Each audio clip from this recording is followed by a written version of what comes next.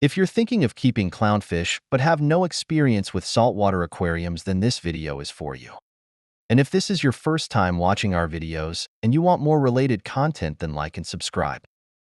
The first thing that you need to know is that they require saltwater, not freshwater, which means you will either have to mix it yourself or buy pre-mixed water from your local fish store. Mixing at home is very easy but can be a bit of a pain, so I would recommend you buy pre-mixed. That way all you need to do is heat the water to around 25 degrees Celsius. In the wild, clownfish live in anemones and will rarely venture out of them, which means they don't need a lot of space in the home aquarium. At 53 liters, the Fluval Sea Evo is probably the smallest tank that they would be okay in, but they would appreciate bigger tanks, so the general rule is, get the biggest one you can afford. Saltwater fish need more horizontal space than vertical, so that is something to keep in mind. A 20-gallon cube means that it will have less swim space for the clowns than a 20-gallon rectangle tank will. A bigger tank will help dilute waste more easily than a smaller tank will. You will need some sort of filter and saltwater-specific rock, and that will also act as a source of filtration in your tank.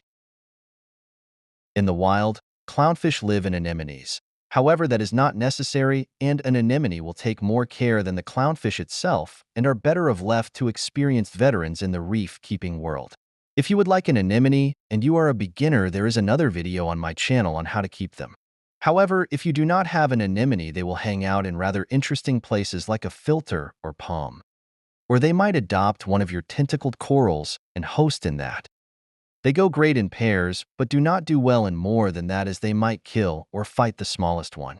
When you are buying, make sure you pick out one big one and one slightly smaller one, as the biggest one will become female and the smallest one will become male.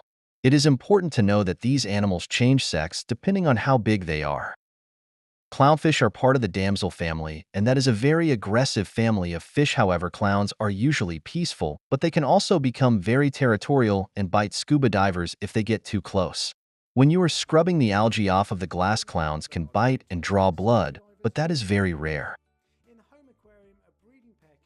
If you only want to keep clownfish and no corals, then all you have to do is clean the algae of the tank twice a week and feed them once or twice a day, and finally do a 10% water change once a week. In terms of testing the water, you'll need to test the salinity, nitrate, and phosphate. For the first 5 or 6 months, you'll need to test this once a week, but as the tank stabilizes, you'll need to do it like once a month. When you get outbreaks of nuisance algae, then you'll need to test your nitrate and phosphate and add more filtration or do bigger water changes until the levels reduce and the algae goes away. So testing is something that you will continuously do until you don't have the tank.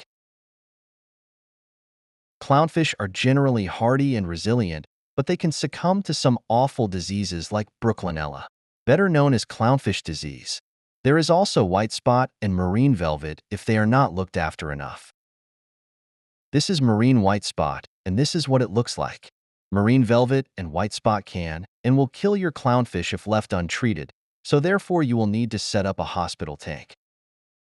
That is why it is important to feed well and keep up your maintenance regime, so your clownfish can live a long and happy life. Your clowns can live up to 20 years old, but even half that is good in captivity. Clownfish jump, so make sure if you have a tank like Red Sea reefers that don't have a lid on, you will need to get a lid, because clownfish are notorious for jumping out of aquariums with no lid on. The variety of clownfish keeps getting bigger because people breed two fancy clownfish together, making a new breed of clowns. But there is another video on this channel about fancy clowns, so check that out after this one. Finally, we have other characters from the Finding Nemo cast.